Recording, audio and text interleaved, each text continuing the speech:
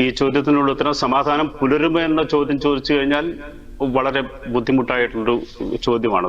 ഈ പ്രത്യേകിച്ചും ഈ ഇസ്രായേൽ പലസ്തീനിന്റെ ഒരു ചരിത്രപരമായിട്ടുള്ള കാര്യങ്ങൾ നമ്മൾ നോക്കുകയാണെങ്കിൽ എനിക്ക് തോന്നുന്നില്ല ഇത് ഒരു വലിയ കാലത്തേക്ക് ഒരു സമാധാനത്തിന്റെ വിൻഡോ തുറന്നിടും എന്നത്.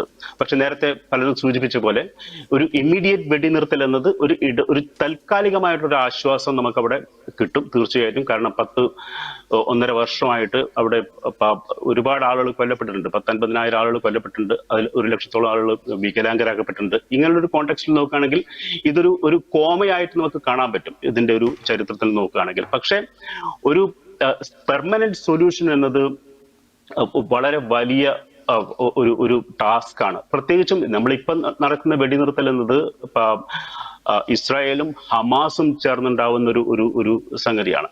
പക്ഷെ പ്രശ്നം അവിടെ അല്ല കിടക്കുന്നത്. ഇസ്രായേലും ഹമാസും ചേർന്നതല്ല പ്രശ്നം, ഇസ്രായേലും പലസ്തീനാണ് പ്രശ്നം. ഇപ്പൊ പലസ്തീന്റെ പ്രശ്നം നമ്മൾ എടുത്ത് ചർച്ച ചെയ്യുകയാണെങ്കിൽ അതിന് വലിയൊരു ചരിത്രത്തിന്റെ ബാക്ക്ഗ്രൗണ്ട്, ഒരു ഹാങ് ഓവർ നിലനിൽക്കുന്നുണ്ട് അതിൽ.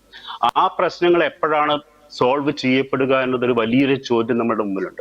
പിന്നെ ഒരു ട്രംപിന്റെ ഇൻവോൾവ്മെന്റിനെ കുറിച്ചൊക്കെ നമ്മൾ സംസാരിക്കുകയാണെങ്കിൽ ട്രംപ് വളരെ പ്രോ ഇസ്രായേൽ ആയിട്ടുള്ള നിലപാടുകൾ എടുത്തിട്ടുള്ള ഒരു വ്യക്തിയാണെന്ന് നമ്മൾ മറക്കാൻ പാടില്ല. പ്രത്യേകിച്ചും ട്രംപാണ് ഇപ്പം കഴിഞ്ഞ തവണ ഇതിന്റെ ക്യാപിറ്റൽ ടെൽ-അവീവിൽ നിന്നും ജെറുസലേമിലേക്ക് മാറ്റിയത്. അത് മാത്രമല്ല, ഇപ്പം സിറിയയില് ഈ പ്രശ്നം വന്നപ്പം ഗൊലാൻ കുന്നുകളിലേക്ക് ഇസ്രായേൽ കടന്നു കയറിയപ്പോൾ അതിനെ പൂർണ്ണമായും അംഗീകരിച്ച വ്യക്തിയാണ് ട്രംപ്.